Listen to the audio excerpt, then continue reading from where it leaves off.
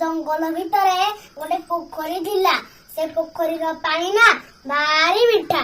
से पोखरीर पानी पीवा को जंगलर सबू जीवजंतु संज हेले पोखरी पाखक आसंती। पोखरी दारे रही बुदा बड़र गोटे बिलुआ सबुदिन सब लुचि लुचि देखे। तार छोट छोट पशु जंतु को देखिले भारी लोभ हुए। भावे आहा केते कणिया मांस एमानकर मते टिके खाइबाको मिलंतानी। किंतु बिलुआ सेमानकु धरि पारे नाही। दिने बिलुआ मुंडरे गोटे बुद्धि जुटिला। भाबिला आज जाउची महाबल बाघ पाखकु जीवी ताकु डाकी आनिबी। सीए सेमानकु मारी खाइबो मो मुहरे टिके हाड़ा मांस पडिले हैला। ता परदिन सकाळु सकाळु बिलुआ जाई पहुंचिला महाबल बाघ पाखरे। महाबल बाघ खबर पाई भारी खुशी हेगला। आ बिलुआ सहित से पोखरी पाखकु आसिला। सबुदिन संध्यारे हरिणटे हौ कुटुराटे हौ ठेकुआटे हौ किछि ना किछि जीवजंतु को धरी बाघ मारी खाई थाए। आउ जा अल्प हाड़ा मांस पकई दे जाए बिलुआ ताको मन खुशी करी खाए।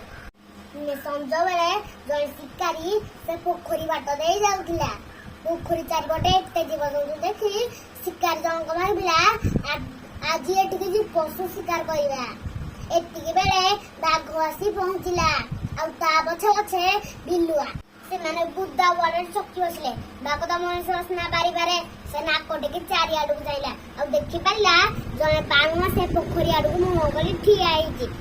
बाघर रागरे निया जळी गला। से कोन गला ना शिकार उपरको आक्रमण करियाको आगे आसिला।